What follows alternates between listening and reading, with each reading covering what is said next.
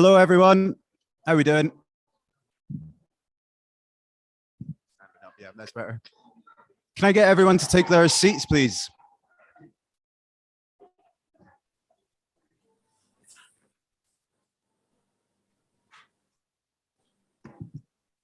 Hello, everyone. How are we doing? How are we? So welcome to this event, everyone. This is Solving the Marine. Can I get everyone to take their seats, please? I represent Open Seas. My name is Grant. I'm quite recent to Open Seas, but I've had an interest in seafood for a very long time as a chef. And when this Hello, everyone. For resilience how are we doing? Through Norwich came up. So welcome to this event, everyone. This is Solving, and we wanted to get everyone to take their seats, specifically seafood and the climate crisis overlap. And so we've got some really interesting speakers tonight. We're going to talk about their own experiences with seafood and with the sea, and with different ways we can think about procuring and generating food from the sea that have very low impacts and can even make a positive difference to the climate crisis. So pertinent to COP26, and we are specifically talking about blue carbon, that's carbon sequestered and stored in marine environments, and what we can do to keep it there. So I'm going to hand over to my much more eloquent colleague, Phil Taylor, who's sitting right in front of me. And then we're going to move on to Roddy Sloane and Greg Martinez from Oponiente with some presentations. So thank you very much for coming.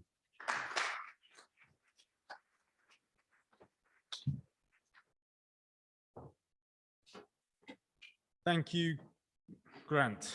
Sorry. Thank you all for coming tonight. First thing I need to say is it's a real privilege being in front of you tonight and here at COP to talk about something that I think myself, Grant, and the rest of the Open Seas team feel really privileged about. I also feel really honored, to be frank, to be standing here on this stage ahead of the speakers that we've got tonight. And include Grant in that, who is extremely knowledgeable in this field, as well as being the person who's been responsible for setting this event up. Now, it's my job just to set the scene for the other speakers and to talk some more about why this is relevant to COP and the work of Open Seas. In Scotland, you're never more than 65 kilometers from the sea. Scotland, many people call Scotland a maritime nation.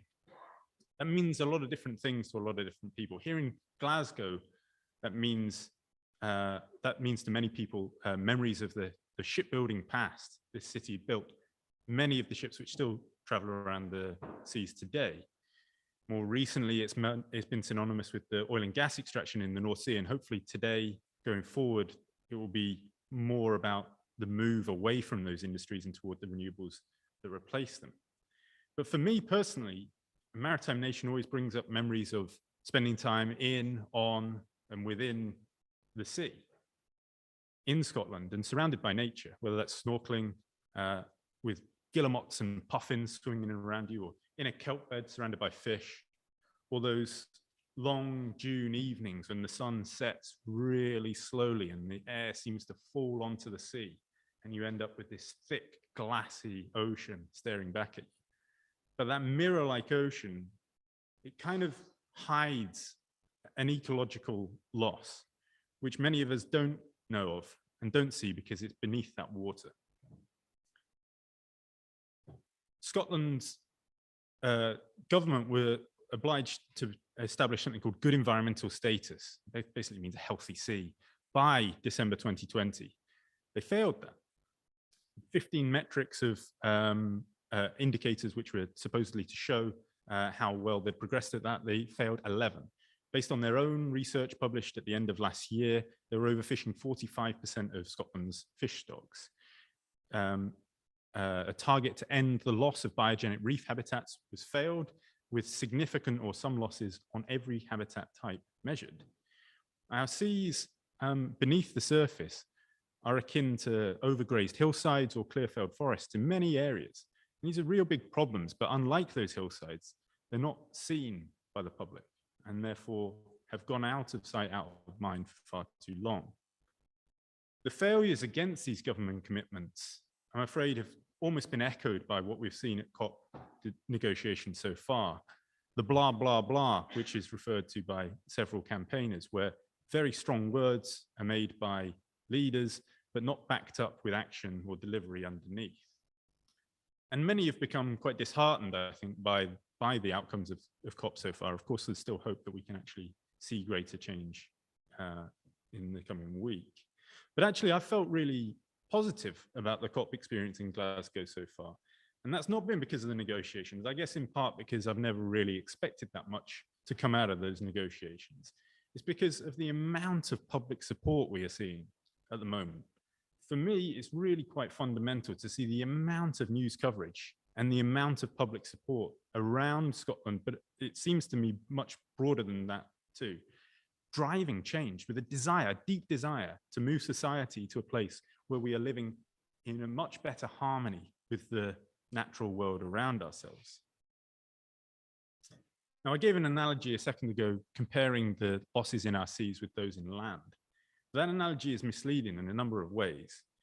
The first of which is that whilst the land is owned and managed by individuals, the seas is a public asset. The seas and everything in them are a public asset. They're not owned by any one of us. They're owned by all of us. They're owned by you, me, the ministers in those negotiation chambers. Someone sleeping rough on the streets of Glasgow tonight has just as much say over how our sea should be managed and just as much right to yield benefits from that sea as anyone else in Scotland. The analogy is also slightly misleading because where our climate change plans, the plans which outline how Scottish government, how our government's going to respond to climate change and address the crises in front of us, spend entire chapters on various parts of the terrestrial ecosystem. Entire chapter on land use change, forestry, peatlands, agriculture. Marine hardly is mentioned at all. In Scotland's 2019 marine plan, climate change plan, there was a small box dedicated to blue carbon, which basically said, de facto, we would protect blue carbon because we have something called the National Marine Plan, and the National Marine Plan is effectively a planning regime for our sea. Sadly, that report already referred to, published at the end of last year, shows that despite that plan, we've had losses of those habitats. So that plan is really not yielding those changes whatsoever. And because of that, we've seen that in subsequent plans, the Scottish government's paid even less attention to the marine issue. Just last week, they published what they call the catch-up plan. Sadly, that catch-up plan didn't include marine or fisheries in any substantive way whatsoever. This is despite vast sections dedicating money to incentivize changes on land and drive our agricultural systems toward more sustainable places. Change is not coming in our sea. And that's despite the legislation. We have in the room politicians tonight who were involved in actually establishing amendments to that legislation, which require that in the future, we get to a situation where the government is having to establish those plans, especially within our marine protected areas. And of course, the entire foundation of Scotland's management of its marine resources, called the Marine Scotland Act, requires that governments act in a way best calculated to mitigate climate change. Despite that, we're not really seeing anything change. And that's kind of why we're here tonight. We're here tonight to talk some more about what we can do. And as Grant said, some of the climate positive actions which are taking place already in our seas. But before we get into that, I just want to dwell some more on why the action in our seas has yet to come, why that's not happening. I believe it's two reasons in particular. The first is that marine carbon stores aren't accounted for anywhere within our greenhouse gas inventories.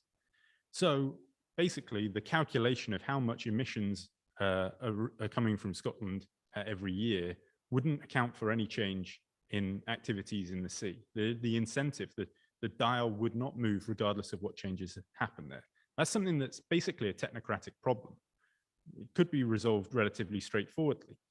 Some argue the evidence isn't there. We argue the evidence is there, and we argue that there isn't the time to hang around and wait for the evidence to be there in a absolutely dots and whistles way in the end anyway.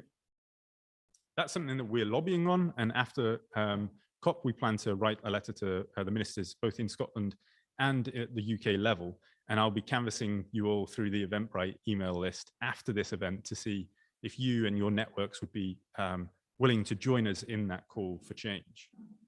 But the The second reason why that change isn't coming, I think, is slightly more fundamental, and that's because there's a fundamental misunderstanding or a belief that the status quo in the way that we use our seas, and particularly our fisheries, is in the best interests of our coastal communities and the economy.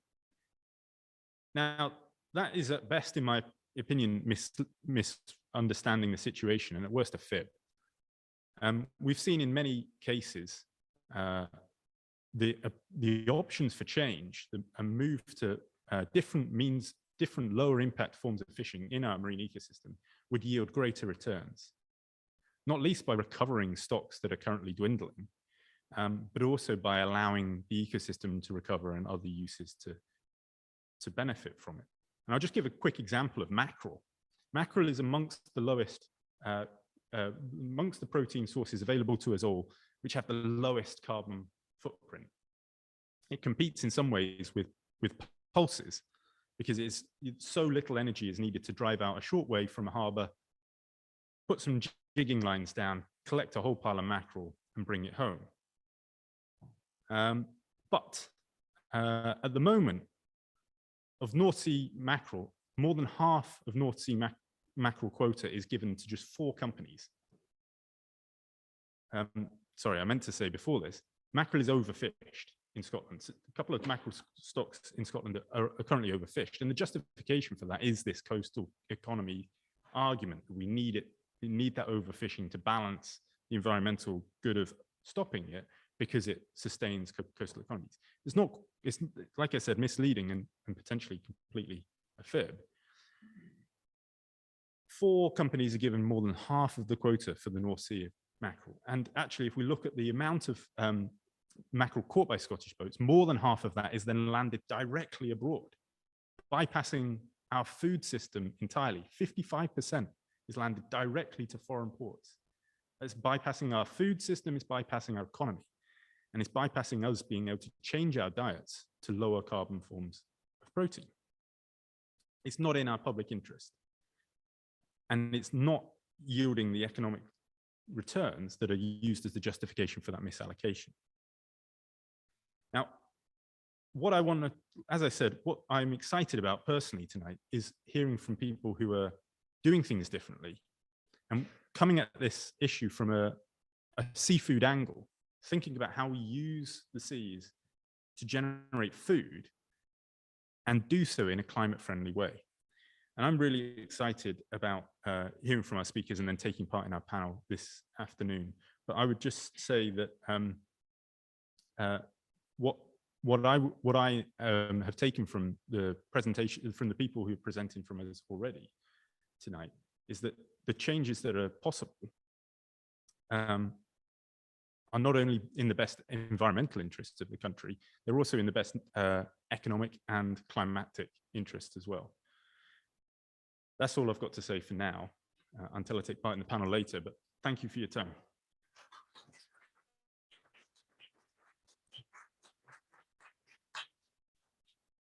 I can do, yeah. Thank you very much for that, Phil. So I'm just going to introduce our next speaker. So our next speaker, we thought it would be good to have the voice of a fisherman here. We've got Roddy Sloane, who is a fisherman, but perhaps not your average fisherman. He's a Scot. He's been living in the Norwegian Arctic for years, and he is intimately familiar with the seabed being the thing we talk so often about. So from that perspective, Roddy can look at things a bit differently and from abroad back into Scotland. So we're really interested to hear what he has to say. Come on up, Roddy. He's come all the way from Norway to be with us tonight. Thank you.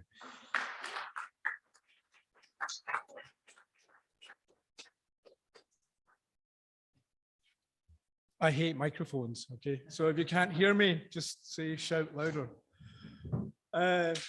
So this is the first speech I've done in 3 years.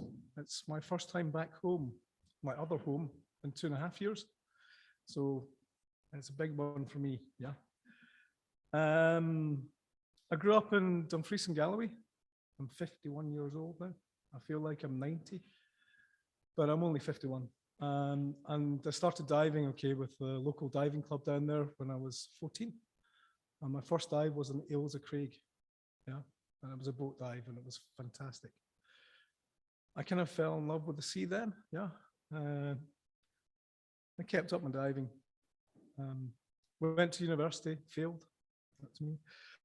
Became a chef, traveled around Europe a bit, and came back, God, 24 years ago to Scotland to work in St Andrews in a hotel. We employed a Norwegian, this is 1997, yeah, so this is the first year of the Schengen when it opened up. We employed a Norwegian chef that year, and he said, do you fancy coming to Norway? And I said, not really, but there's not much holding me here just now. I've got 400 pounds in my pocket, yeah, so let's go. With the intention of making lots of money off the Norwegians, yeah, and then going through Russia to China to Australia and then back. But I met a beautiful girl and fell in love, okay, you know the story. 3 children later, okay, and now I live in the Arctic. So I did 5 years in Oslo, okay, and then I moved north and started the fishing company, okay, for, believe it or not, sea urchins, which is not a huge fishery here, yeah. And at that stage, okay, sea urchins were seen as like a pest, a problem, okay, against the kelp forests. And I knew a few guys in Rungis who might buy some sea urchins. Rungis is a French fish market. And started the business with that, with my younger brother-in-law, yeah. So if you ever start a business, make sure the guy beside you is either older than you or younger, at the same level, not too young, yeah, because he's still got his own adventure to lead. So it's been a kind of strange 2 years for me, yeah, because I had a really serious back injury about just before COVID started, yeah, that season, yeah. And my wife said, why don't you stop this year, take a year off? And I said, no, I've got my guys, but I just couldn't do it. So I stopped, and I got lucky with COVID, yeah, because it's like all of my customers closed across Europe. Like every other restaurant, it's been really hard for them. And then a friend of mine said, can you come and help me with another industry up there? So I ended up driving a forklift truck for a year, which was nice. It's really different from what I was doing. And it was, yeah, it was okay. But then, okay, what happened was, okay, I was headhunted by another shellfish company further south in Norway, and they said they'd lost their manager. And they said, do you want to come and be the manager? And I said, no, I don't want any, sorry, if I swear, apologize straight away, okay? It might happen, yeah? Take no offense, yeah? So they asked me to be the manager, and I said, no, I don't want any responsibility. I said, what do you want to do? I said, I want to do R&D. I want to do inspections on the fishing sites, okay? And I'll do sales. So that's what I do now. It's a great job, yeah? I got all the best bits from the old job. I don't have to do HR, don't have to talk to the tax man, don't have to talk to food health authorities, yeah? Don't have to talk to the Fisheries Directorate, which is the, I don't know what it's called in the UK just now, but the it's like who's in charge of the fisheries in the UK? Which department? It's Marine Scotland, yeah. Okay, so I don't need to talk to them either. I have a boss for that. Yeah. So, but when Grant phoned me, okay, to come and talk about it, yeah, he said, can maybe just talk a little bit about the differences within the fisheries, yeah. So Norway is built on both oil and fishing, yeah, but it was really built on fishing before that. So it's a fishing nation. Population of Norway is similar to Scotland. It's about 5 million people. And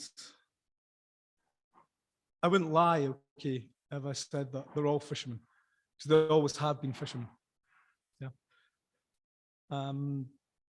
Everyone in Norway is a fisherman. Everyone's got an opinion about it. Norway's quite unique in the sense that everybody in Norway has a personal quota. Yeah. So when you were talking about the communality of the ocean, yeah, because I see the ocean as the last commons we have. Yeah. Nobody owns the ocean. Yeah. It belongs to all of us. Norway's kind of implemented that by saying, okay, every year you're allowed to take out £5,000 worth of fish. Yeah. No more, you can take less, but you can only take £5,000. Yeah. And you can sell that. Yeah. And that's the right of everybody who lives in Norway. There's not many people do it, okay? It's usually the kids, yeah. So that's the first thing, yeah.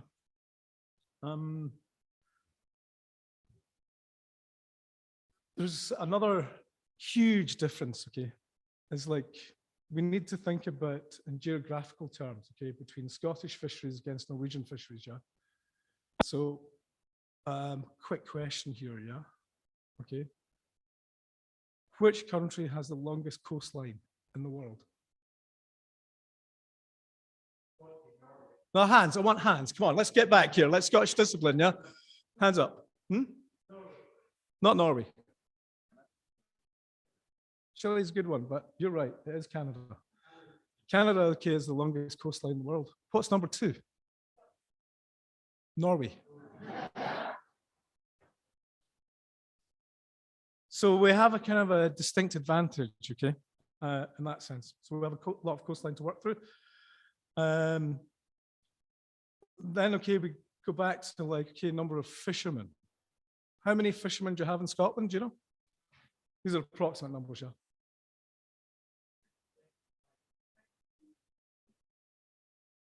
You said 3.5, you said 5. Okay, 5,000 gets it, yeah. Norway has 11,000 fishermen full time, yeah. I include myself in that, but I'm not. I used to be. I still am. Mainly, okay, for Norway, fishing has always been about, okay, cod, mackerel in the south, not in the north. Haddock, herring, yeah, okay. But there's been so much fish, okay, that you can't eat it all, so it's all exported. So that's the major difference with us. It's all exported, yeah, not all of it, but what we can eat, we eat, yeah. Like fish happens at least twice a week in our household, which is pretty good, yeah. That's strange, okay, because I'm a Dunhamer, I'm a farming boy, you know, so I miss little bits of that. Sorry, I'm losing myself here, so just bear with me. Okay. But the other major thing about it, okay, when I say they fish, okay, there is absolutely no inshore dredging in Norway, none whatsoever. There never has been, okay? But I also think that's because the fish stocks have always been high, yeah? So they have one form of dredging you're allowed to do in Norway, okay, and that's with shrimp trawlers, yeah, which can be quite devastating for the bottom as well, but it's accepted. It's the only form. Other than that, okay, everything's done with nets, yeah. Long lines, unfortunately, they're not so good sometimes. And what they call euxing, which is just like line fishing off the edge of boats with automatic machines. And that's how they do it, yeah. This is their 11,000 fishermen, okay? And they do it pretty well, okay? They do big volumes. I'm pretty impressed with that, okay? The reason, okay, I could do my job in Norway is because nobody saw the shellfish as a resource. It's a relatively new industry. We're about 30 years old. There was one other company before me, yeah? And they did scallops, and they started to hand dive scallops, yeah? So sometimes you'll see, okay, these massive scallops from Norway, yeah, and that's because they come off virgin beds. These are beds that have never been touched before, yeah, and that's amazing to see, yeah. And so if you imagine the stage here, yeah, okay, with scallops tight, all the way in it. You just don't find that. I think you find that some places in Scotland, but not everywhere. So I can't say I'm a big fan of dredging, yeah, but I will have to say here, okay, I'm a huge fan of fishermen, be they trawlers, be the dredgers, be the divers, yeah, okay. I see my role, which is a really strange role because it's like I'm a chef and a fisherman. So my role, okay, in life has always been to get the best products, okay, for the best price for the fisherman, okay, and the best quality to the chef. I think the fishing industry is quite corrupt and there's a lot of middlemen which obscure a lot of stuff, okay, and they twist a lot of the knowledge around there. Yep. So my main thing in life has always been to go and talk to my customers and say, you have to know your fishermen. Yeah. And I maintain that rule. How many of you know fishermen here? Hands up. Oh, I can't. Too many lights. Right. Okay. So when was the last time you were out in a fishing boat?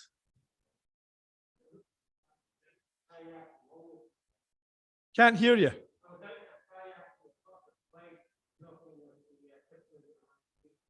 Were you on his boat fishing with him? Right, okay. When was the last time you talked to a fisherman in the harbour? Long time ago, yeah? So what I was saying to you, okay, it's like you need to talk to fish. Right, okay, you understand what I mean, yeah? COVID's been off for a little while now, yeah? And they're still fishing. Okay, I think, okay, there's a lot of misrepresentation of fishermen, yeah, and their economics and whatnot. And I think a lot of people don't talk to fishermen. And I think you find in Scotland, okay, there's a complete clash between like the NGOs, science, and the fishermen, yeah. And in reality, most of the fishermen you meet are good guys, yeah. And they understand about sustainability and whatnot, okay. But they maybe spent too much money in the boat and they've got a bank loan and they have all this pressure on top of them, same as everybody else, as a business. And that forces them out, yeah. I would suggest, okay, after this session, okay, or whatever, okay, you go and talk to more fishermen, yeah. Do not talk to them in the pub. That's the first rule, okay. But for me, okay, talking to fishermen and talking to chefs, okay, is like the most important thing, and understanding each other. And it's something that people don't do in the UK. Norway's a very different story because we're all fishermen in Norway, yeah? And the management in Norway, okay, is done with science, it's done with the fishermen, okay, and it's done with the government. And it's done with like local politics. We decide it as a collective thing, yeah? So Norway, okay, hasn't had a leading party, okay, in all the time I've been there, yeah? It's always a hung parliament. So everything's a discussion in Norway, yeah? And it works very well, yeah? And they also bring in the aquaculture into that system as well. But, okay, let me give you like the best management system in the world, okay, that you're gonna hate, yeah? Norway's famous for fishing what? Good man. How many whales a year does it fish? Really?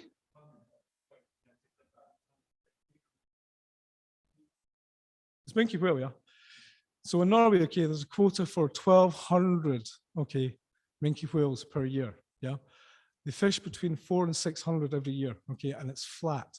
And that's only for Norwegian consumption, okay. You know about minke whales? What's the global population?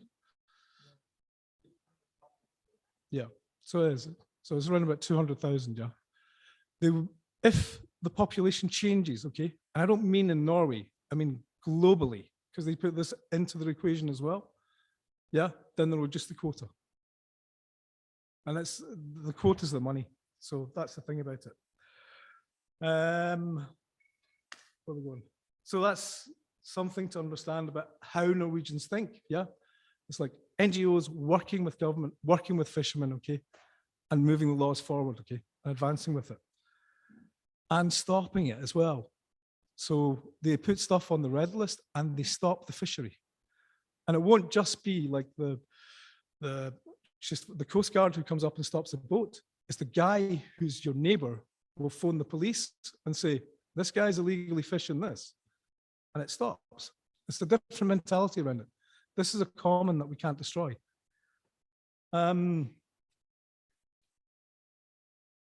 So when I come home to Scotland, okay, and I hear about the dredging and I know about the overfishing, okay, and I watch the arguments with the Brit exit, okay, where they wouldn't let the UK boats into Norwegian water, you know, because we have this communication that we have to do with the EU, Norway, and the UK now. And that all has to be one communication. I don't know how that's going to work in the future. Yeah, it's going to be interesting to see. But I know what the Norwegians will do. The Norwegians will say, no, stop, you're out of my water. They're just like that, yeah. It's why they're not part of the EU, was to protect the fishery. Yeah, we pay a lot more money into the EU than the UK ever did to actually be able to sell into it. But if I look at the Scottish fishery, and I do look at it, and I think it needs to change, yeah, okay, but I don't want to take away the jobs of the guy in the dredging boat. I don't want to take away the jobs of the guys in the trawlers, okay? I don't want that to happen, yeah, because they're, believe it or not, they're actually part of the coastal community, yeah, and I don't think it's right to take away jobs from people. This happened once, okay, and this was the bravest politician in the world in Canada when he put down the cod moratorium, yeah, and literally overnight what they did was they stopped the fishermen, yeah, and I've been on the east coast of Canada and I've worked with them there, and what happened was all of these coastal communities were devastated and they had nothing to do with it, and it was just like, boom, it's done. And what happened is all the guys left, and then they started working on what? Oil sand. That was the new thing. So if you want to change your coastal community, yeah, you have to work with the fishermen and you have to come up with new options and new technology. Because technology is where the ocean is going to go, yeah. I think for me, as a fisherman and as a diver, yeah, my time is over. My time is done. Yeah, I'm 50, okay, and the technology now in the world is amazing. If you can fly an airplane from Las Vegas over Afghanistan, yeah, you can do the same thing in the ocean. I think what will happen, okay, within the next 10 to 15 years is you'll see us leaving and you get the technology from the oil industry, yeah, with the ROVs, and they'll become the new divers and new fishermen. And that sounds really scary to say that, but that's a good thing, yeah, as long as you can manage what they fish and what they land, yeah. So I see cameras, I see robots, okay, yeah, and I see a big stop button on shore, yeah, and I see my 14-year-old son now with his PlayStation, yeah, and I go, he can really do this. And that's where I see like the future of like sustainable fishing going in the shellfish sector for me. The other stuff, okay, I don't have enough knowledge in that. It's not my speciality. I'm a diver, fisherman, and that's really where I am. I've probably missed a lot, yeah, as I said, but if there's any questions, how are we doing time, guys? Do you want me to go? That's great, that's fine, that's good. Super, thank you.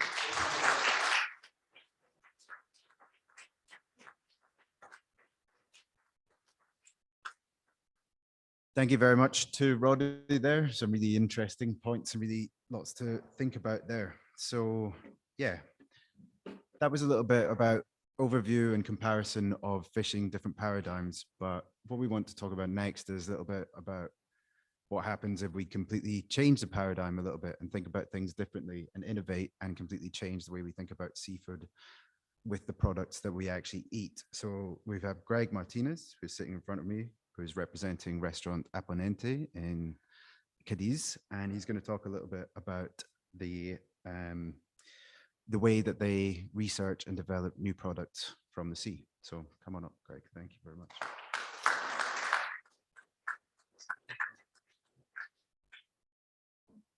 Thanks, Grant. Roddy, it's amazing to hear your story. There's a lot of points that really hit home for me. I'm here today to talk about how a restaurant can change the way we think about seafood and change the way we think about and promote biodiversity and conservation. So let me tell you a little bit about the restaurant. Okay, so more than 80% of the ocean remains unexplored. Despite the amount of marine diversity, the species we eat are very limited. And in aquaculture production, that's even less. There's very few species that we're cultivating to grow. And the ocean is an incredible source of resources that we don't really know about. So Aponiente is in Cadiz, Spain. It's at the entrance or the Atlantic coast at a hotspot of biodiversity. You have warm winds from Africa. It's an important port. It's an important stopover on the East Atlantic Flyway for migratory birds. You have upwelling from the bottom of the ocean that bring whales and incredible biodiversity there. So that's one environment that we deal with. And the second environment in Cadiz are these. So these are esteros, as we call them in Spanish. They're Phoenician systems developed over 100 years ago for the production of salt. Salt was incredibly important in the economy for preserving fish. Everything would spoil otherwise, producing traditional products like garum. And it's what maintained the livelihood of this community and created Cadiz. Cadiz is the longest continuously occupied city in Western Europe. In the 80s, and a little bit before that as well, these salt flats, there's over 6,000 in Cadiz alone and more throughout the coast of Spain, were transformed to produce aquaculture. And unfortunately, that had a detrimental effect on the environment. I'll talk about later seagrasses, but there were seagrass beds in the Bay of Cadiz that were completely wiped out. Today, there's only about 4 meters squared, supposedly, of Zostera Marina right now. But the beauty about these systems is it's something innate in culture that over 2,700 years ago began starting with the Phoenicians and later on the Romans, and developed more and more as salt became, the salt industry grew. These systems have been managed by humans. It's been this incredible integrated management system that has created an ecological niche in Spain, or in these systems that you would never expect. There's 3.5 meter tides in Cadiz that here were managed by sluice gates. So when at high tide, the water would fill these systems, the gates were closed, and the water level would be maintained.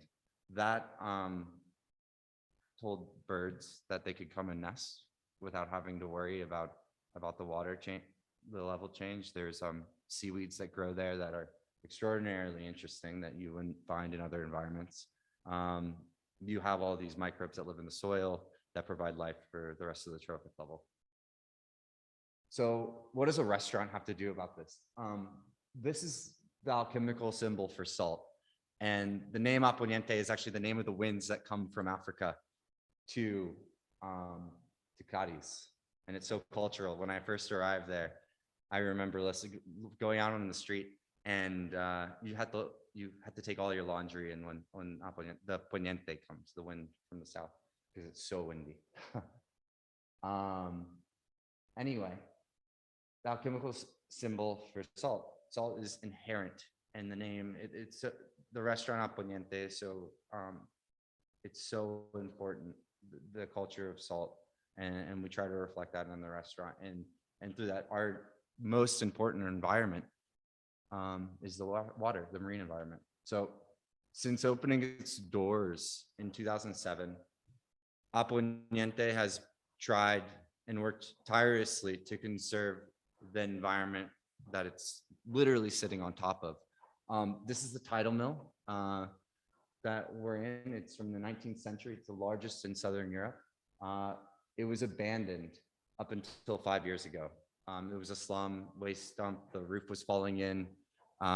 Shady people hung out there, and nobody wanted it. The local government offered it up to museums, to other people, and a chef decided with a friend, his friend Juan Martin, chef's name is Angel Leon, decided to try to put a restaurant there, which is probably the worst place for a restaurant. The sewage systems don't work. Anyway, at first, now they do, so don't worry. Basically, the way the Tidal Mill worked is that the tides would come. There's 7 channels underneath the mill.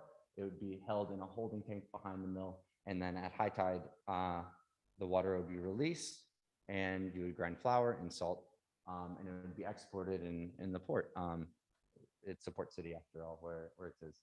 And this is a Salina of San Jose, another of these traditional systems. And it's actually, if you look behind it, there's a train station. There's also buildings. So these systems that have so much history and so much importance from a biodiversity perspective have been filled in to put containers and put industrial buildings and be developed further.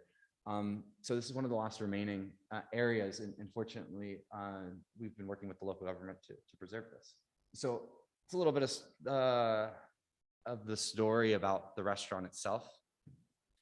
I want to talk about the milestones that we've been doing that kind of show. I was asked to talk about low carbon foods. So the important R&D milestones that we've kind of been researching over the course of the restaurant. So I think the context of Cadiz is extraordinarily important. So this is a sea anemone. I don't know if any of you have tried to eat a sea anemone. You have, yeah. They're delicious. Unbelievable flavor. I was at shock, tortillas in Spanish, and they eat them fried. It's a traditional food in Cadiz.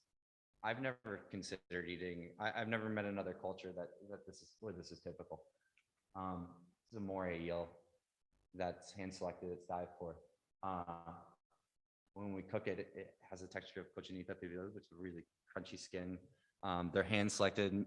There's a size limit on them. You can only the quota is extraordinarily controlled. The same with the anemone, by the way, is you can only collect so many, and they have to reach a certain size. So why does a restaurant have R&D? That's kind of a question that I go back and forth myself. It's to work to find. Oh, this fish is a good example. This is a thick-lipped mullet. Talk about bycatch and waste. One of Angel's visions was this is a delicious fish. In other cultures, it's eaten, but of the fish that we catch today, 60% is just thrown to waste, ground into meal, not led for human consumption. And if you compare that to just general food waste, I think it's around 30 or 40% of the food that's harvested. So a mullet is probably the lowest, has the lowest carbon footprint of anything. It's everywhere. It feeds at higher trophic levels, but you can go out, cast a net, and bring mullet and put it over a fire, and it's delicious. So a lot of the work in the early years we're putting value to these trash fish that people would discard. I remember hearing a recipe that was, how do you cook a mullet? And you boil water, you throw a brick in the water, you put the mullet in the water with the brick, and you eat the brick. And I'm just like, oh my God, you're crazy. You're missing the point. Like, it's not, I don't know what you were doing. Anyway, so overcatch fishing, bycatch, things that weren't of value, or fish that weren't of value. That's something that we highlighted in the early years. Well, when you cut a fish, you don't need 100% of the fish. So what do you do with the scraps? I think 2009 was the first time that Angel and the team at Aponiente tried to make fish charcuterie sausages to preserve and extend the shelf life of these trimmings. So today, that's one of the features on our menu is, pate and fruit, chorizo made with the fish trimmings from lubina or sea bass and sea bream, along with these other small fish. Seaweeds are amazing. I think they're delicious. They can use in garnishes. We have kombu and kelps and ogonori that you guys might be familiar with, and wakame and dulce, I think, is a lot here in Scotland. But I love the comparison that Roddy, you talked about between Norway and Scottish fisheries. I'm in a completely different climate than Scotland. It's a lot warmer. We're at a different latitude. There's going to be different species there that we might not have thought of eating. So working with the University of Cadiz, we published a book about all this edible species of seaweeds, and it's one of the best references that I know of edible seaweeds in my environment. Polyphetic plants is another thing we feature on the menu. We collect them right around the restaurant itself in the back of these salinas where they grow prolifically. Imagine you can have something edible that you irrigate only with salt water. Beautiful. Plankton, again, working with our partners. None of this research would be at all possible without collaborations, and I want to stress that. So this is microalgae. I think this is Nanopolarpsis gaditano. We worked with a local research institution called Phytoplankton Marino to create it work with the EFSA, the European Health and Food Safety Agency, to create a novel food back in 2013. And it was the first time this has ever been done. Planktons are wonderful. They're nutrient rich, but they also are a source of incredible pigments, fats, and to use them for direct human consumption is something that blew my mind at first. But when I tasted just one species, I realized how delicious they could be and how we should use these as our spices from the sea.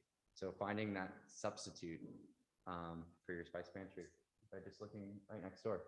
And imagine NASA's even identified it as one of the most likely foods that we should be growing in space if we're ever going to colonize Mars or other planets. So we have this is one of our signature dishes, just arroz de plankton. Bioluminescence. You've seen bioluminescent, I don't know, microbacteria, blue-green algae in certain areas of the world. But have you ever thought about eating it?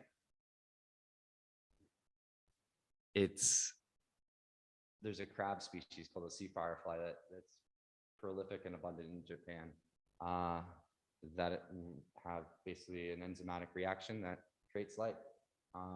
They're collected, it's sustainable. It's quite expensive right now because there's no production and no one actually wants this. It has no flavor, but an edible light.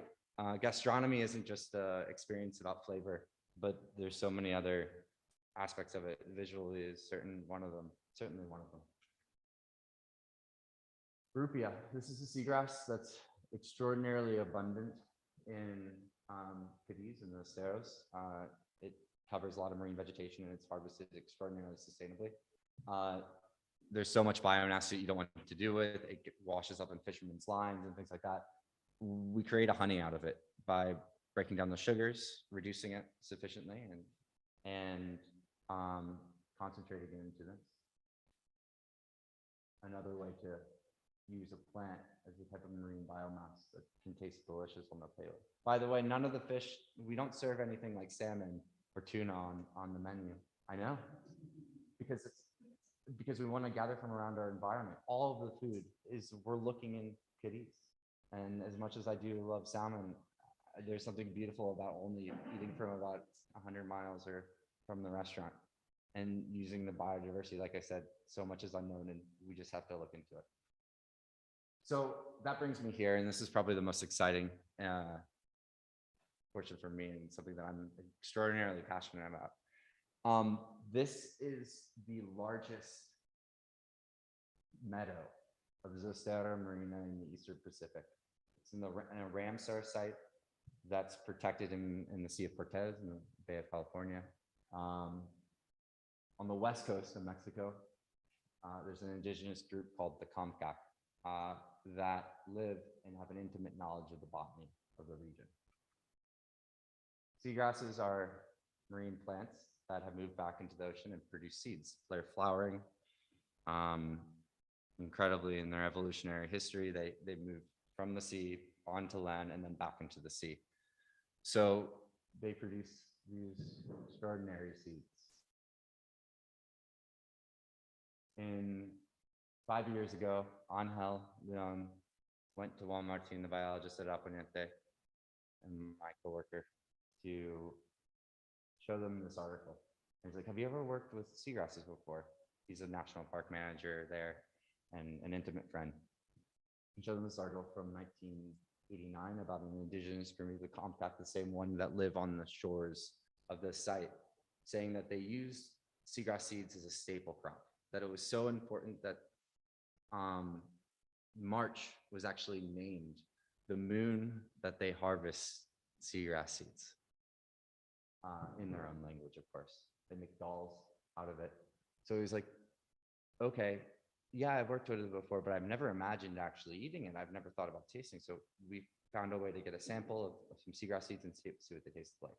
And it was amazing. Somewhere in between a rice and a quinoa not salty at all, so it didn't taste like the ocean. But a grain from under the water, that could be a staple crop. That could be a staple crop, something, a cereal that we could eat. We had an article, so over the last 3 years, we've been working with local universities and institutions in Spain to cultivate seagrass. After we found this article, it was like, okay, seagrasses are in extraordinarily important environments. They support life, they sequester carbon, they prevent soil erosion, they're essential. Well, let's see if we can cultivate it. So we transplanted plants from the north of Spain into Santander, from Santander to Cadiz, where we don't have any more seagrass, and successfully closed the life cycle, meaning these plants survive year over year and produce seed again, which is something that we couldn't imagine ever happening. And we were so excited because we're not scientists, we're a restaurant at the end of the day. And this idea, when you talk to people that are involved with restoration, eating seagrass is so foreign to them. And that's great. And I think this is where the restaurant comes is, let's look at them as a different opportunity. So we were invited, we had a Time article published about our work in January this year, and we were invited by the university, or Prescott University in Vallequino, where the Comcac live, to go and visit and see this process for the first time. Basically, the seagrass beds are so prevalent that the raft washes onto the shore, they dry it, they thresh the grain from the plant, just like you would rice or wheat. They mill it into a flour, make a dough,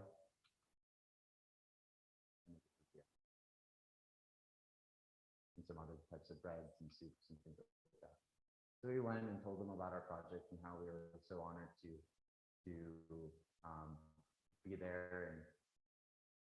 And during this trip, they told us that this is the first time in 40 years that anybody from the community has eaten seagrass. And it's hard not to ask why. Well, food became so prevalent there, junk food and things that were so much more accessible than their traditional foraging ways had taken over their foodways. This community suffers from diabetes now, and access is nearly, so practices like this have been completely lost. The person who taught us how to make these tortillas remembers her mom making them, and was brought to tears during this and couldn't believe it. So these non-communicable diseases this community suffers from is directly related to the access to foods. And the fact that they hadn't done this in so long, it was so tragic to us, but also significant in the sense that, wow, this is something that really does have impact in their community. So when we first got the grain, we wanted to do a nutritional analysis and understand exactly how it is, what the nutritional value is. Well, it has about comparable values to other cereals, rice, wheat, millet, nutritionally. But the beauty of this is it also has a vitamin B and fatty acids that you wouldn't find in traditional land-based grains. So you have this incredible staple crop that could potentially come from under the water. And another thing about seagrasses, I don't know if you know about the biology, is that the meadows are harvested. Once, if you harvest, I mean, I guess manatees and dugongs and all these other marine life feed off of the seagrass seeds and the seeds themselves. And the plant regenerates, it's a perennial. So you can harvest and graze just like any mammal would or ruminant on land and replicate this process.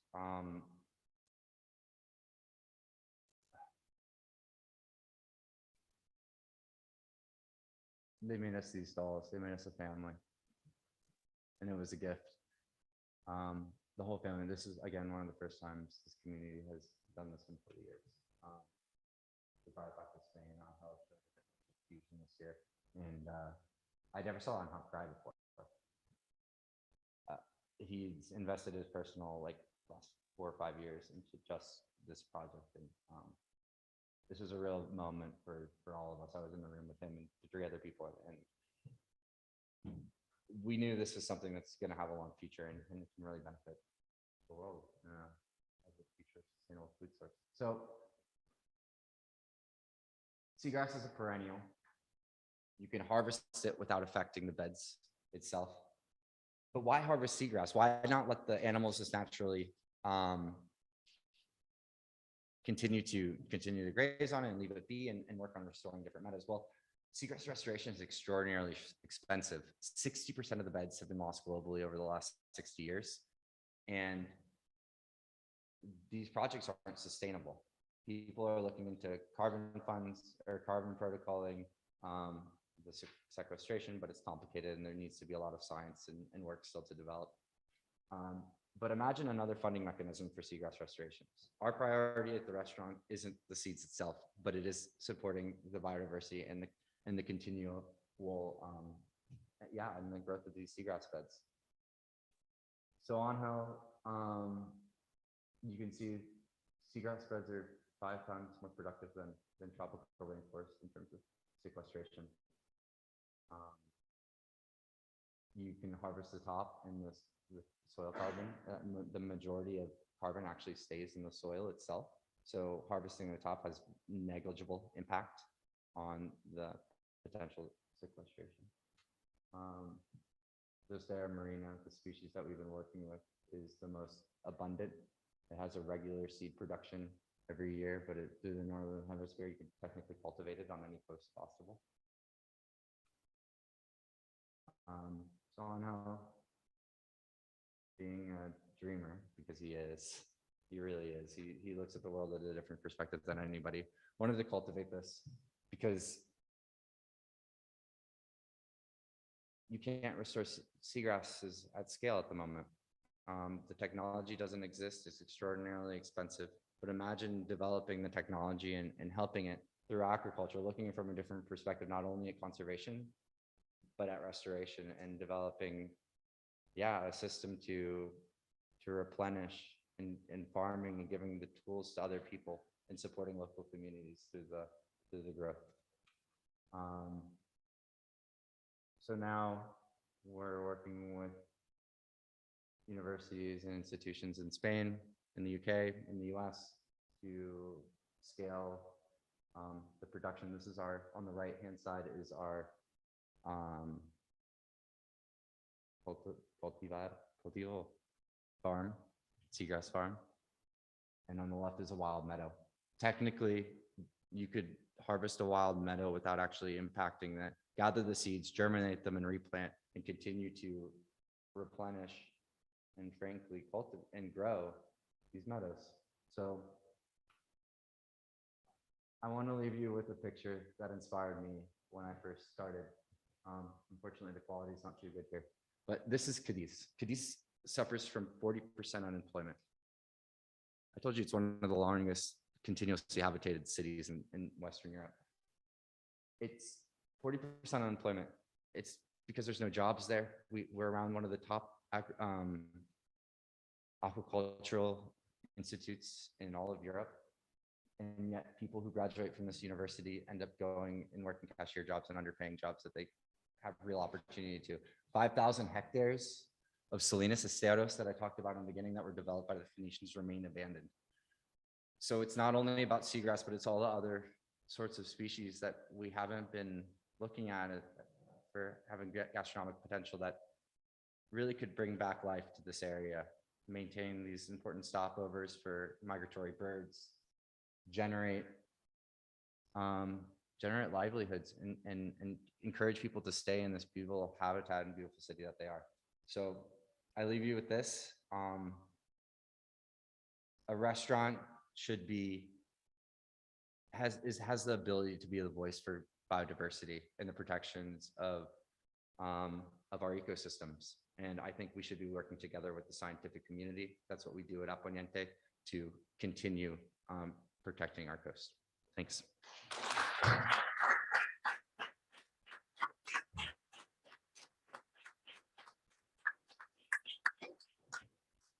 Thanks so much, Greg. That was super interesting, really fascinating. And as somebody with a background in conservation that went into being a chef, that was just like all of my buttons being played. So thank you so much for that. It's super interesting. All right, thank you very much, guys. We, I think now are going to expand out and have a bit of a chat. I was going to invite the rest of our panel up onto the stage. So Yannick, do you want to come up on to take a seat? And hi, Fiona, how are you doing? Come up as well. And one seat for Mark as well, actually. Yeah, Mark, do you want to come up?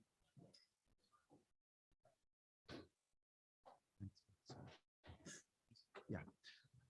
Hi, guys. So, yeah, so just want to introduce the rest of our panel. I thought we'd have a chat and then we can open out to some questions from the audience as well. But we have Mark Phillips, Yannick Nyberg, and Fiona Houston. And do you guys, do you want to just go from me over and just introduce yourself a little bit, just quickly? So I'm representing Scottish Crew Fishermen's Federation. I have from a long family history of fishermen, mostly trawlers. I think there's a button. Just push that. Is on? Yeah. So I'm from a long family history of fishermen, mostly trawlers, but now represent the Scottish Creel Fishermen's Federation, which is mostly inshore, small-scale artisan fishers, creel fishermen, and divers. Hello. Yes, I'm Yannick Nyberg.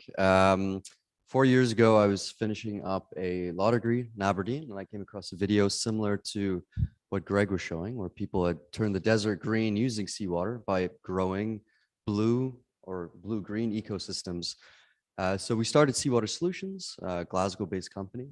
And I think the tie-in with Greg is that he gave me a call last year and asked us to come down to Spain and grow salt marshes that we used to grow out in Ayrshire, right across Ailsa Craig in Girvan. That was the first time we built a wetland. And so, yeah, we work internationally now, and really happy to be here to talk about blue and potentially blue-green ecosystems. Thanks. I'm Fiona Houston. I'm the founder of Mara Seaweeds. We have a sea-to-shelf seaweed company based here in Scotland. We harvest and are about to farm seaweed, various different species, which we know are not only taste very good, are good for nutrition and health. We produce products that seasonings products, flakes and seasonings that you can use as an ingredient in your cooking. So we sell into retail, we sell into a lot of chefs. We've got a lot of chefs who use our product and love them. And we also sell as it is an ingredient into food manufacturing as well. And we're based in East, we have a Crown Estate license for harvesting in the East Neuk of Fife. And we're about to start setting up, we just got Marine Fund Scotland, some funding from Marine Fund Scotland to start doing some seaweed farming off the east coast of Scotland as well. Great. So we were familiar with Roddy already. Yeah, cool.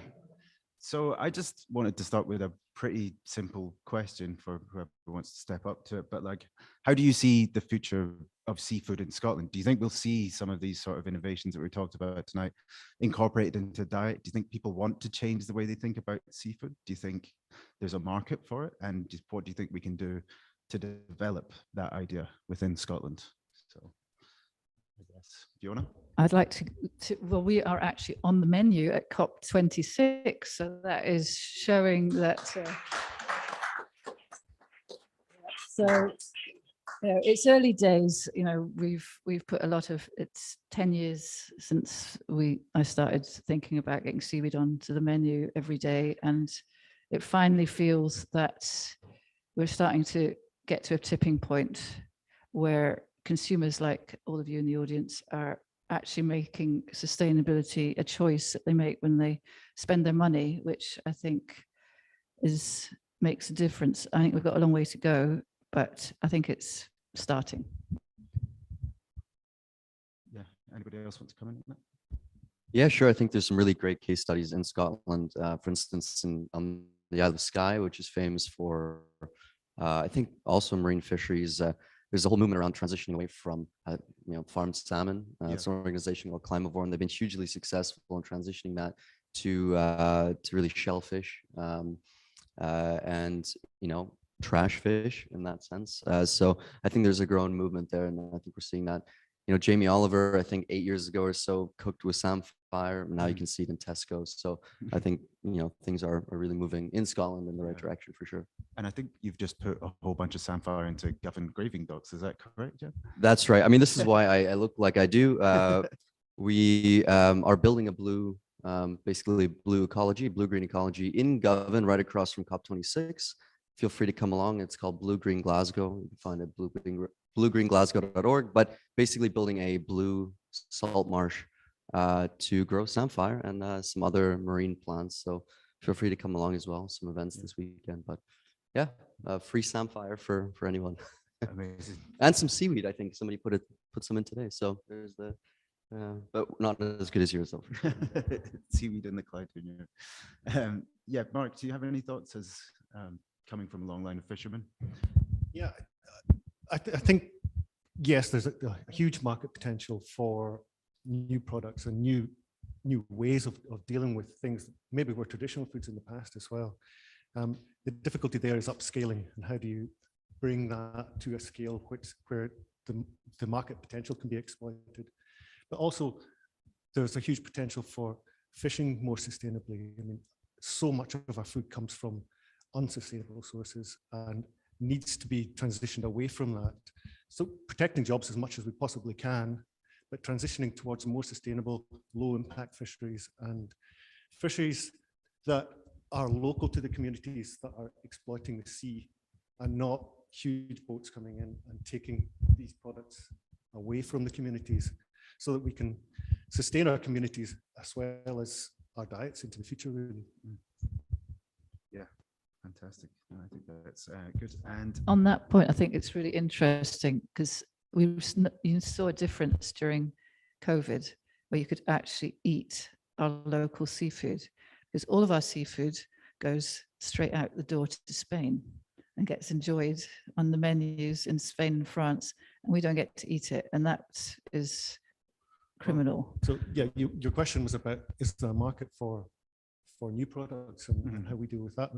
We don't actually eat the things that we catch at the moment in this country. Yeah. So we need to develop the market for the things that we do have, as well as new products. Yeah. I guess that ties into another of my questions, which was, do you think it's possible to get people to think about seafood in a different way and to get rid of some of the exclusivity of seafood in this country? I mean, we talk about things like prawns, langoustines, or oysters, and I think, if you go around Glasgow, you would come across the perception that these are posh foods, for want of a better word, but we know that they get exported abroad, where they're not necessarily viewed in the same way. And do you think we can chip away at that perception? If you have a huge marketing budget, yes. I mean, we've been doing this for years now, trying to change perception about seaweed. I mean, it used to be a food that we ate, same with oysters. I mean, look at in Edinburgh, you go into the basements in the old town and they're full of oyster shells, because they were a staple food, and now it's not. It's seen as a posh food, and it's not. It was just something that you ate on a daily basis, but we've forgotten about it. And I think we're going to have we're trying to do it with seaweed, but it's something that we're going to have to work on. And I think it's probably going to need some investment from deeper pockets than we've got. Yeah. Well, actually, I'm curious, Roddy, what your take on that is. Is it the same? And yeah, no, I see you sleeping over there. Can I have the question again? I'm asking, how's that perception in Norway? Is it similar latitude, similar population? So in Norway, okay, what we do is we eat boiled cod. That's our thing, and all our really good seafood goes to Spain and France. So and, should be asking Greg. I didn't realize I'd be that guilty. I think one of the biggest problems is actually finding consumers are willing to pay the price for it. And it's what you tend to find is that seafood appreciated more in France and Spain and Belgium Belgium, for example, than you'd Mhm. find here in Scotland. We also work an awful lot with education. So it's like we tend to go to chef schools and try to teach chefs about it. But we also go to kindergartens Kindergartens. because I believe in Coca-Cola marketing. Yeah. Once you have the machine in the school, okay, then you win. Yeah. And that's the way it should work. Yeah. So we take periwinkles to kindergartens. Yeah. And it tends to be the children want to eat the periwinkle. Yeah. But the parents go, oh, that's horrible. So you got to think about your strategy in a different way, you know. It's, So get them young is that, yeah. Yeah. Okay. Excellent. Greg, you're representing Spain. Yes, I'll defend us a little bit. Although we do value seafood, and I think it's extraordinarily important. Education is key, though. To me, I've never really anything that I didn't like. Once I understood where it come from, the environment it's in, its ecological role, Yeah. that started to make me like it from that perspective. Even though I've always enjoyed cooking, I started from a conservation background and then recognized the power of gastronomy by putting food on somebody's plate and telling them and having someone try it and telling them that this is delicious and you can eat more of that and it's really good for the environment. So once you get that messaging across, yes, the restaurant I work in is a 3 Michelin star restaurant and it's a privilege, but we have 2,000 children that come from local schools to come taste the food every Wow. year. So they understand what plankton tastes like and things like that and understand the importance of the environment that we're literally on top of. Yeah. So communications is so key. And I really do think that gastronomy can be and restaurants and can be the impetus to have people eating more seaweeds and mollusks and things that Mhm. are good for the environment. I don't know about in Norway, but certainly from what I know of Spain, there's a long tradition of eating seaweed, lots of different seaweed, and all the time. I think here we've kind of lost that tradition. Sometimes I speak to people and they're scared to try different seafood, even just langoustines, even a lobster, a scallop. They don't know what to do with it. They might talk to a fisherman on the pier. They'll look at that. Don't know how to cook it. Don't know what to do with it. And I think that's key, that kind of education and bringing these things back into people's accessible diet is key to it as well. I think the other thing about it is, okay, when I say get to know your fishermen, yeah, it's like you have to buy off the boats directly from the fishermen and you'll get the fish cheaper, yeah, and the fisherman makes a bit more money. That's the other thing about it. I think a lot of people have fear when it comes to like fish and seafood and whatnot, okay, and that's just instilled in you, but it's just education and taste. And we as fishermen, okay, have a job to teach people all the time as well. Mhm. Yeah, absolutely. Brilliant. So yeah, I was going to ask, do you think, and we've talked about low carbon and low impact foods here, but do you think the role of food in the climate crisis, we're here because it's COP26 after all, do you think we need to start thinking about that more in terms of the sea and in terms of just how we go about our everyday choices as consumers as well? And what does that look like? I think,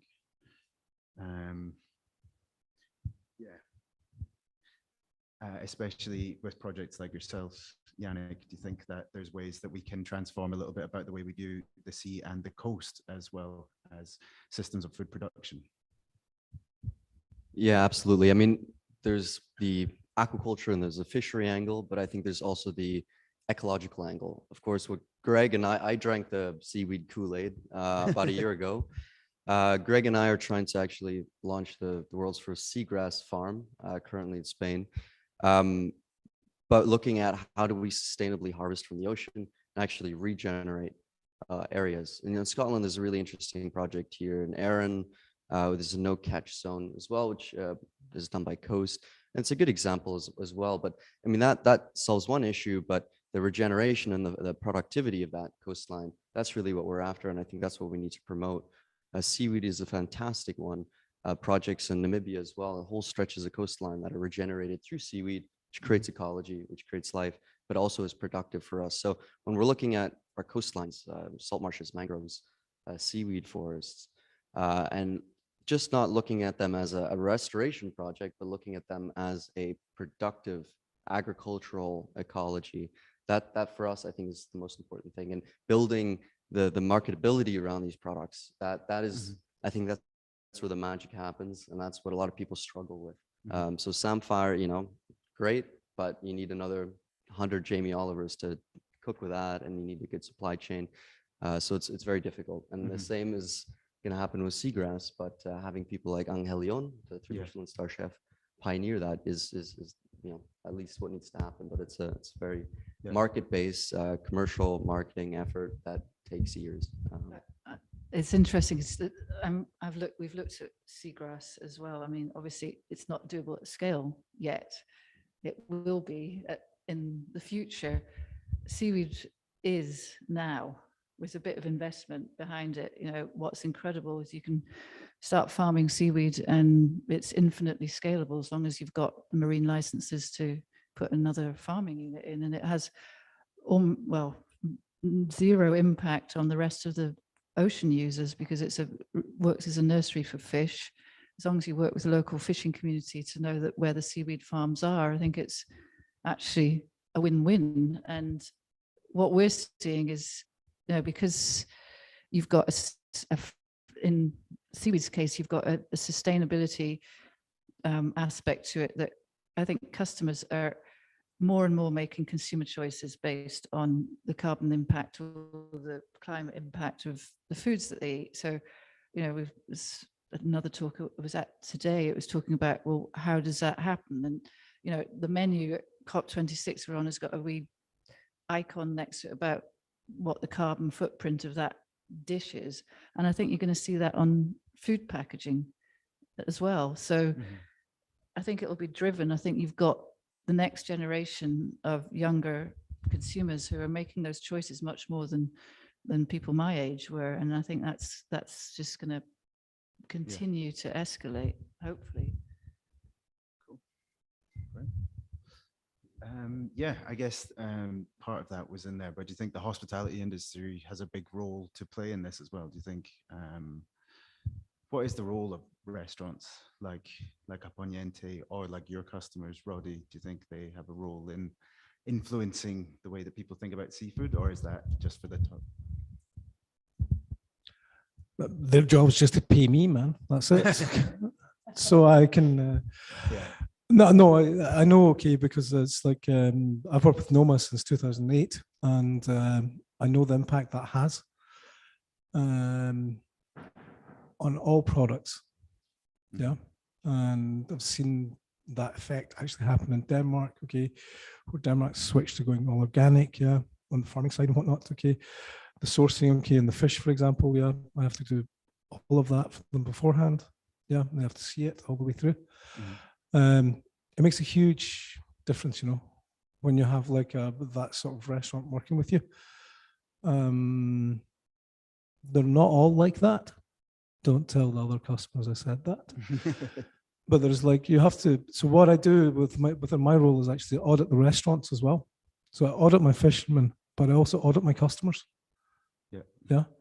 Because you want your products to go into the right hands. And if they don't go into the right hands, then you just don't sell to them, you know. I think I think you brought up a really good point, Roddy, that restaurants need to be held accountable, and also highlighting stories that make a difference and change the narrative. One objective for us next year is to highlight every single producer that we use and every single fisherman and tell their story in a public way. I mean, if we were buying seafoods from Mara Seaweeds, I want people to know what Mara Seaweeds is and what they're producing and how their product tastes and where you can get it yourself to support these livelihoods, because we've been over exploiting the ocean for how long, and we need to know people that are doing it right and who we should be supporting. And maybe that's not necessarily the job of every restaurant, but someone has to tell them. And if we have an audience, I'm happy to tell that story. And bring people that really deserve the credit, because we couldn't be a restaurant without fishermen or without seaweed farmers, and one day maybe seagrass farmers. One day maybe seagrass farmers. One day, yeah. There's a lot of challenges. I didn't mention in my talk, like we have pests that eat the seeds. There's algal blooms that we think we can actually take advantage of the seaweeds that come off, but there's so many challenges, technical challenges for seagrass to grow, right? And we don't have the technology there now, but we hope with international cooperation that will come sooner. Going back to restaurants, what their role is think about, I forget that Dan, old guy from Noma, started some project. I don't know. Dan Giusti. Dan Guti? Yeah, Goosey. Giusti. Exactly. How many meals do they serve a week in New York? Like 6 million meals to school children. Mm-hmm. And there's this chef that worked in this incredible restaurant, best restaurant in the world, I think, this year, and started making school children's meals more sustainable. Mm-hmm. I mean, those are the projects that I love. Like, let's put seaweed on that menu. Yeah, totally. Yeah, we're doing a project at the moment, which is not a local. It's we did it's a global seaweed star funded project, which is SAM's actually Innovate UK.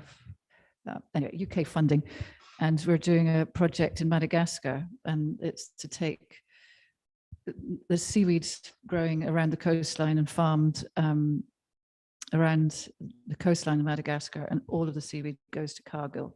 None of it gets eaten locally.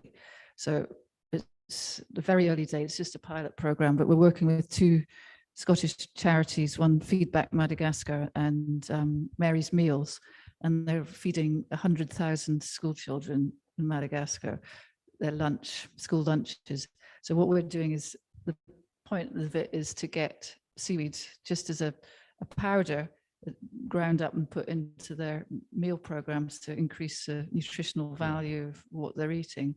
So that's a kind of project that it's can make a big impact if we can pull it off. So we serve 45 guests a day or 90 guests a day, and that's it. So when you compare it to school programs, way more impact. Yeah, I think restaurants as well will do what draws customers in.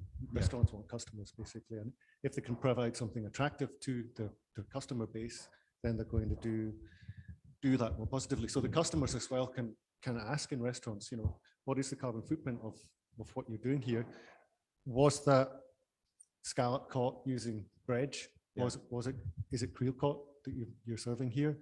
Is it caught using destructive fishing methods or not?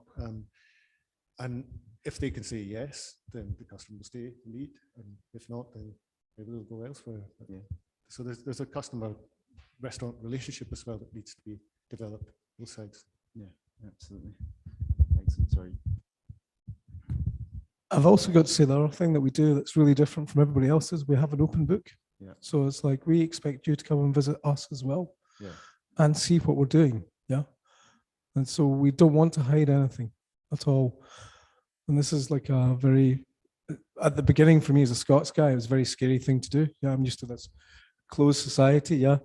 But when we started doing that, our customer base got bigger and bigger and bigger. Yeah. And it's the Seafood Council of Norway, which is their export program, helps us with that. Again, this is a government program, for promoting our seafood. But when we take money from that, we're very clear about the funding is they have no editorial in it. It's us and what we say, and that's the way it goes.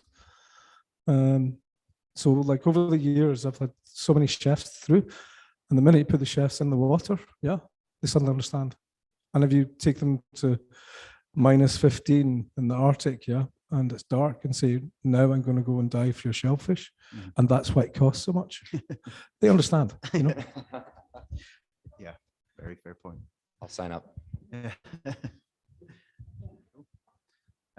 Great, right. I'm conscious that there's a lot of interesting people in the room here as well that might have questions that they want to ask, people from lots of different parts of the industry or bodies or industries. So if anybody has any questions, please just fire your hand up and we can put them to the panel. Anyone? Yes.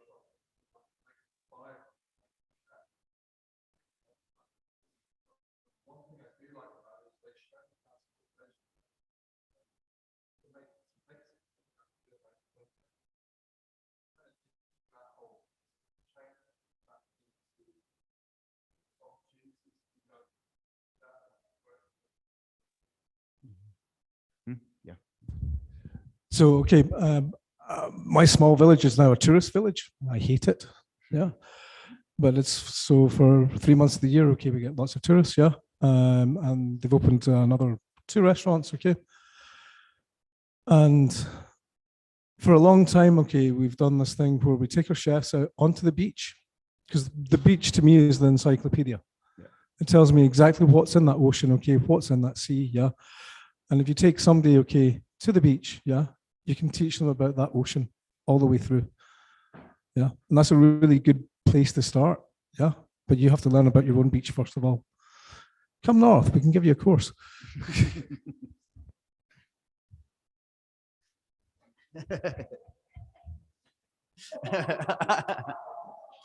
Oh, good. We do That some, works. you know, it's resources. We'd love to do it more, but we just can't afford to do it. But we do take chefs and buyers and journalists out onto the seashore, go into the intertidal zone, bring them back. I started off writing a cookbook, Seaweed and Eat It, and it seems like a lifetime ago now, but I started with food. That was where we started, and it's really powerful taking people, they really understand it. And it, yeah, again, as you say, when they see that you've got guys going out at low tide up to here, cutting seaweed, and see how you process it and what nutritional value is and how you can use it in food, there's a light bulb goes off, like, okay, now I get it. But so there is, and I think joining up the food tourism thing is really important, but it's quite a challenge for, if you're running your day-to-day business, you don't really have a time to do that. It's separate to your day-to-day activity, unfortunately. It is an activity though, this type of tourism that has such a great impact.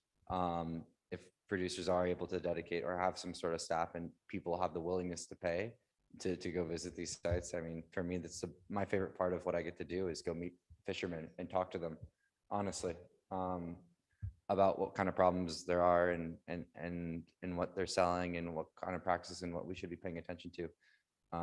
There's this invasive seaweed in Cadiz and frankly all of the Mediterranean called the Rugalopteryx ocamore, which came from the ballast of ships. It is in Tarifa, the southernmost part of Spain, in the province of Cadiz. What used to be this incredible underwater forest is now shoals of, or just rack of this seaweed that smells terrible, and it's washing up into the fishing nets, and it should be an absolute crisis and we should have more attention around it. But they're losing their catch, their yields are down, or their catch is down like 50-60% because of the seaweed. And we're trying to make a hot sauce out of it because there's something that's spicy, which is the craziest thing in the world. But let's try to get rid of these problems and listen to their things. Yeah. I'm tracking a little bit away from ecotourism, but connecting with purveyors is the most important thing that we can do. And engaging the public and being more transparent about what activities they're doing is fundamental. Cool. Yeah. Anybody else want to come in on that, or do you take another question? Yeah. Another question? Anybody else? Any more?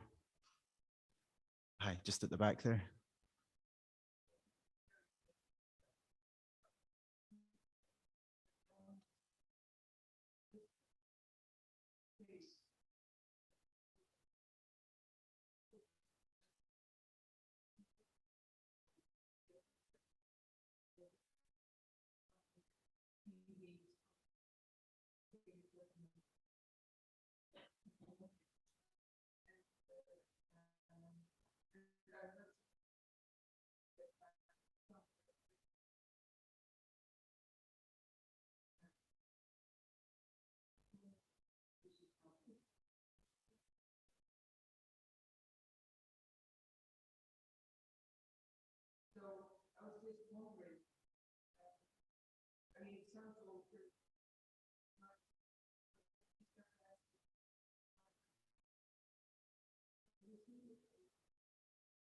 Yeah, fair enough. I'm conscious that probably the person best equipped to answer that question is out of the room, right? Are you talking about seagrass or seaweed? Seaweed, okay. Seaweed. I mean, yeah. The beauty of seaweed farms is that they're vertical. You have like a 3-dimension, I think Greenwave, a company out of the US, says 3D ocean farming, right? Brent Smith. And he was an old lobster fisherman that transitioned into being a seaweed farmer. And there's so much space in the ocean. It's a common, maybe Roddy can comment more on this. So I mean, yeah, in America, okay, you've got a chap called Brent Smith, I think it is, yeah. And what he's done is what it's called multi-trophic aquaculture, yeah. And what you're looking at is you're looking at seaweed in the top, okay, and then you have a line down, okay, and then you've got like, I think it's a shellfish, okay, and then you have a line down, okay. So for your blue mussels, for example, yeah. And then you go down, okay, and then you would have like an area where you're like growing oysters, for example, okay, you'd have another area where you have storage of like shell, like langoustines, for example, yeah. I know they're experimenting with this in Norway, okay, like the 3D farming as such. So you end up with quite a lot of products on one site. It tends to be the problem is that the Food Health Authority doesn't believe the ocean's got lots of species in the same place. They think they're all in one box. And that seems to be the problem, usually with this kind of stuff. And that delays it. Yeah, absolutely. Yeah, I think it would be unfair to not give Fiona a crack at that question. It was essentially the question was essentially, and correct me if I get this wrong or paraphrase too much, but essentially about the scale of seaweed farming and whether we actually have room to do it within ecosystems. Is it scalable, essentially? Oh, it's hugely scalable. I mean, you can scale it as much as you've got ocean. I mean, well, we're currently doing this now. You know, you put in one farm and you can keep just adding more and more grids. You grow the seaweed on ropes. You put in a grid of ropes, you seed the lines, seaweed grows, and what's incredible about it, it requires nothing, no fertilizer, no inputs, it just grows in the water. It's just extraordinary. You know, we have an aspiration to grow. We're putting in 4 hectares and then we'll scale up to 16 hectares. And then depending on demand, you know, and we can hopefully keep scaling and scaling and scaling and scaling it. And so, yeah, and as you say, you could grow mussels in the same ecosystem. We were asked to do that. We don't want to do that because we have a supply chain that deals with one thing and we kind of crack that and we don't want to deal with another. So, but you could put mussels in the same ecosystem, absolutely. So there is infinitely scalable seaweed farms, and you know it's not like it isn't being done before. You look at Japan and Korea, they're already doing it. We've just, you know, not got there yet, but we will.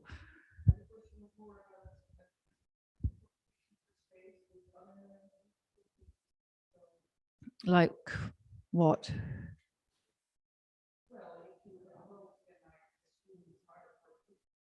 Yeah, well, I mean, obviously the site that we're looking at, we've selected it so that it's not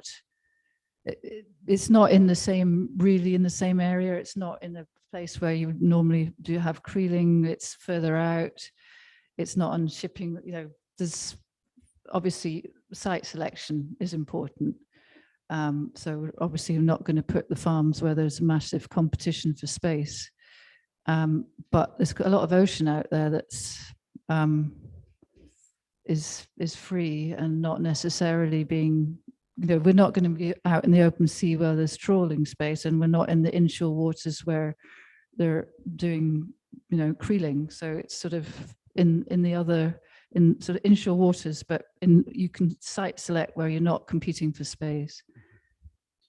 Sorry, I actually have a wee addendum to that. I just was wondering with the seaweed farms, essentially, you don't really have the same problem of monoculture agricultural systems when you were talking about the sea, do we? Because it's essentially the norm in a seagrass meadow or a kelp forest for that to be for that to be the case. Is that more or less correct? And that can actually increase biodiversity. Increases by, I mean, sorry, I'm being a bit of a seaweed geek here, but excuse me for a moment. Seaweed farms, seaweed, it absorbs carbon dioxide, absorbs nitrogen, phosphorus. It increases biodiversity. They've been doing some studies showing that actually it acts as a nursery for other fish.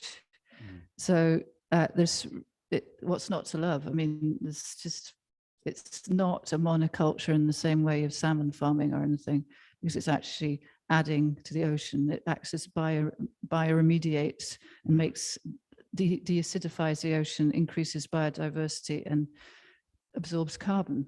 Yeah. And Yannick or Greg, I was wondering if you could talk to that as well about the carbon absorption of these seagrass meadows. Sure. Like I mentioned a little bit during the presentation, seagrass meadows are 5 times more productive than tropical rainforests. The biomass grows much faster. They reproduce sexually and asexually, meaning they clone through the rhizomes, the root system that they have, and regenerate on their own. And they also use seeds as another reproductive method. They host over 80,000 different species,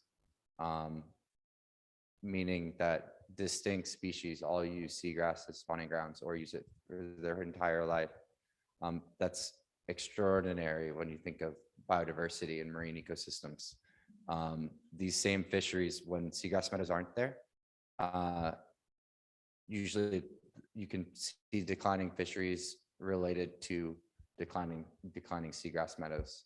So they're fundamental. If we don't have these baseline ecosystems like algae or seaweeds and seagrass meadows, the livelihoods that fishermen and other people depending on our ocean depend on are going to go away. Fantastic, thank you. Any more questions at the back?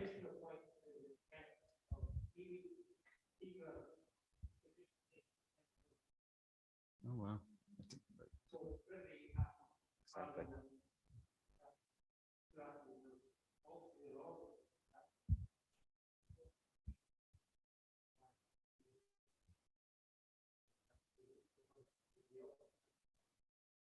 Yeah, that's a good point.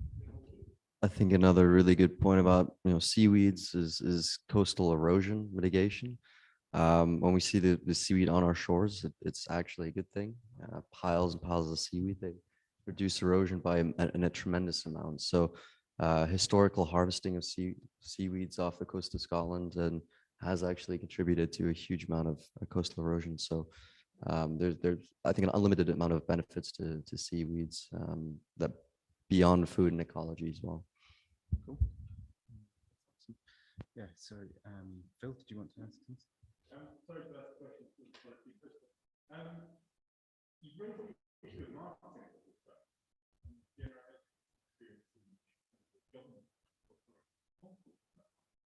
There is a lot of marketing spent in fisheries and products. But it seems to me that, well, I'm just wondering what you think. Do you think that that's currently supporting change, or is it probably? And if you have the ability to change that market, how do you see how to address those issues?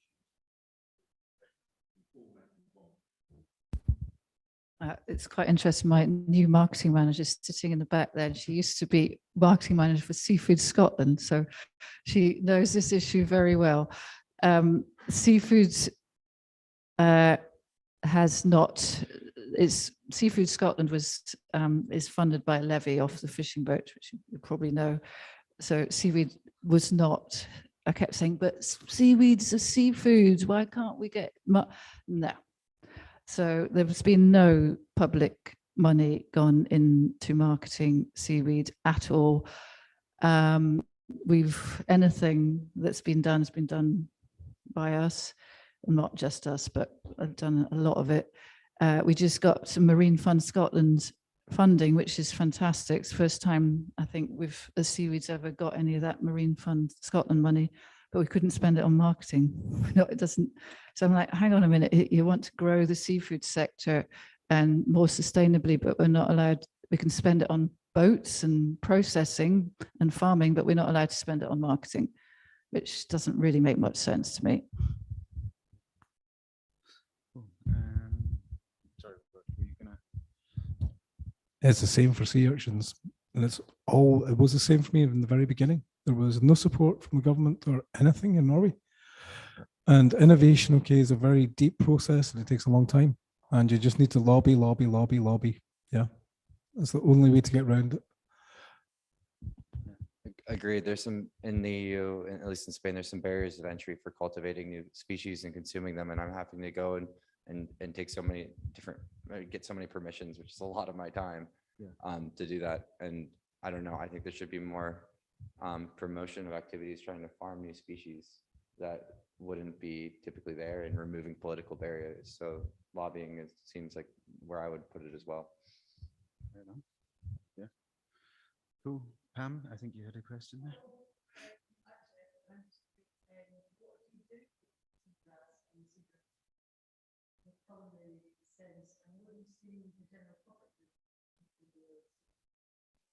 Well, it's the beauty of seagrass. It's a cereal, so you cook it like rice or wheat or anything. You can make bread, alcohol out of it. You can make like a sake, imagine. Like the few trials we have, because we treat it like gold because the harvest isn't there, like the yields aren't. By the way, it's 5,000. So the harvest of seagrass seeds is equivalent of that of rice in the highest density meadows. And the challenge is not all meadows are the same. They don't have the same production of seeds, but it's 5 tons per hectare, which is equivalent of rice, and upward levels of 13 tons per hectare, which is astounding. We haven't come nearly to that because it's a lot of work. So you can make rices. It could be a staple crop that comes from the ocean. I love seaweed and I think it's delicious, but the biggest challenge I see with seaweed is you use it as a garnish or as a soup, or and you don't consume it in mass quantities. But imagine having a plate of seagrass rice as a staple crop that you eat every day. Like I said, it's a relatively neutral flavor. People could live off of this. It's a perennial. You don't have to replant it. If you have people managing these meadows and farming them, it's a sustainable food source all throughout the world. It grows in all coastal areas. I showed a map of the northern hemisphere, but there's other species that produce seeds in the southern hemisphere as well. It could be something in your pantry every single day in a long-term future.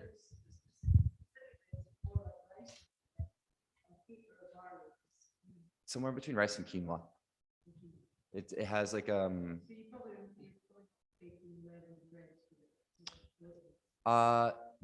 mean, I don't know if you would. It doesn't have gluten. No gluten.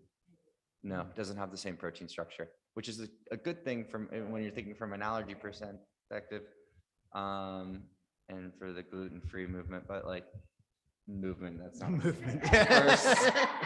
First people who suffer from celiac disease, etc. Excuse me. And there's a large tendency to not eat less gluten. But yeah, it's allergy free. There are crustaceans that you have to watch out for because it's in a marine environment. Somewhere I think you have to put seaweeds has a big barrier, correct? That you have to say, oh, they may contain crustaceans in the processing, because there's all of these different mollusks and crustaceans that live and use this as an environment. Yeah, but you can make a flour out of it. The indigenous community used it to make tortillas, like a Mexican tortilla flatbread out of it. So there's an enormous amount of possibilities, and I can't wait to have everybody eating it at home. Yeah. Quick question about harvest. I know that you mentioned that but also about health. Also, you'll be more aware of the need of the fact that how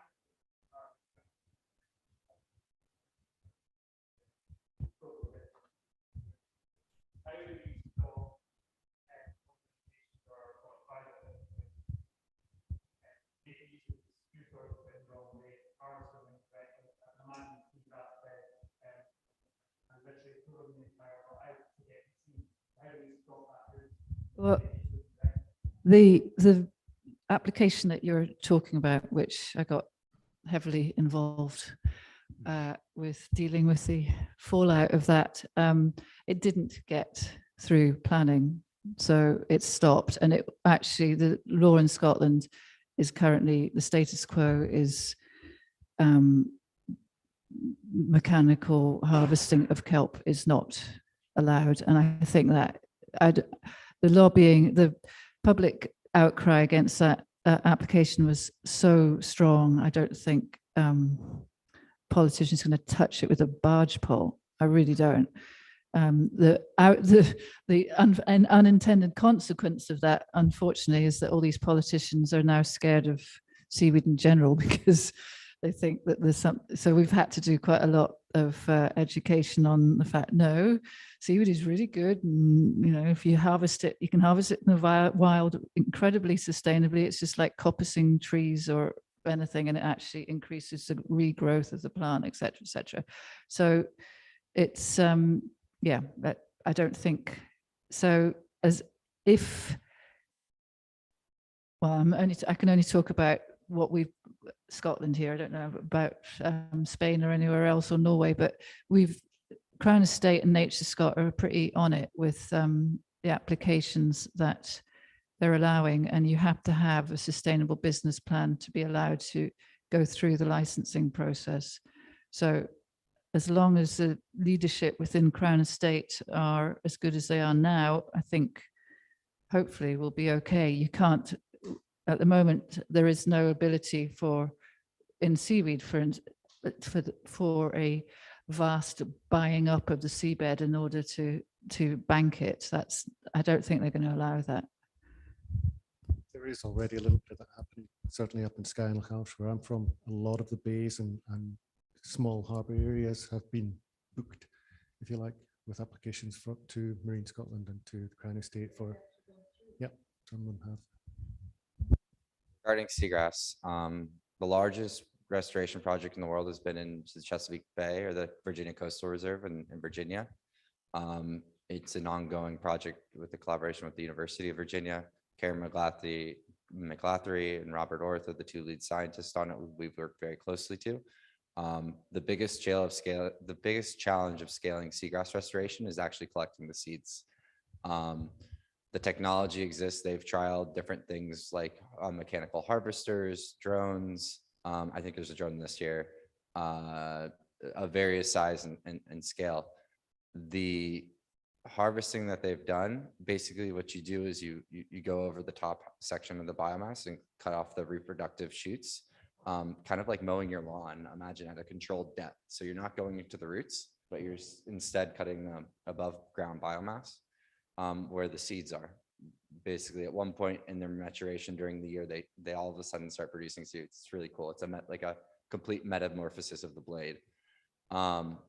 They've showed zero impact on the wild meadows and complete recovery of the plants for harvesting. So in terms of that, my goal is to convince people that where there's seagrass meadows, let's use these to restore more meadows. And how can we encourage other restoration projects in places where there are growing meadows, because not all of them are in decline.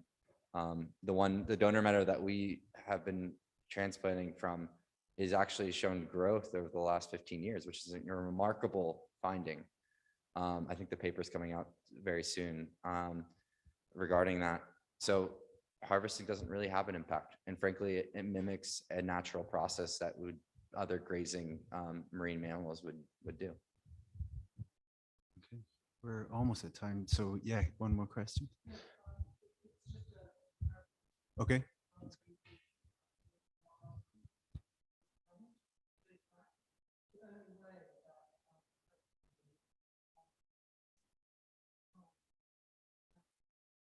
Mhm. Okay. Yeah. Okay. Cool. We're agreed then. Is that, if everyone's happy, I'll just close us out quickly. So yeah, our event tonight is about listening to the voices of alternatives and looking outwards to look inwards and adjust our parameters for ways coastal communities can future-proof and then play a part in not just food security, but also making positive contributions to turning the tide of the looming biodiversity and climate crises. Eating's a political act. Eating seafood is the last place most of us consume anything that is truly wild. It's also part of our culture. Someone very wise in this audience once said to me that when you write a menu, you pick a very specific point in time and reflect that, and in essence, you become a theme restaurant. Yeah. So you become a theme restaurant focused on that particular moment in history. So what's the theme of this current moment in time with the way that we approach seafood? In the past, seafood was a regular part of the diet of Scotland in a much wider scope than it currently is. We had oyster sellers in the streets of Edinburgh, tangle for kids in the Hebrides, seaweed soup, skate, mussel bros, and cod liver bannocks in our diet in the historic past of Scotland. These foods have gradually faded away as a product of changing tastes, no doubt, but it's also an indictment of the way our seafood has been rarefied by overfishing. It's been taken away from us and made expensive and no longer accessible. So what does doing better look like as a consumer? We've tried to generate our own take on this for you tonight. And I'm going to go and run into the kitchen a minute to see how my younger brother and my good friend Kieran are getting on, because we've actually put our money where our mouth is and prepared some food for you guys here tonight. So please do stick around. There's going to be hot food coming out soon, very soon. And we're going to try and bring it out to that table there and then move things around. We've got a couple of traditional old Scottish soups. I believe you have a menu on your seats just there to look at. We've also got some oysters, talking about low carbon sequestering seafood. And we've got a very special treat for afters later. We've got a ice cream maker, which I'm going to go and lift through into the kitchen very shortly, and some sea buckthorn from Sea Buckthorn Scotland and Kirsty Campbell. So please stick around for that, and please talk to each other and continue this conversation beyond that. Thank you very much.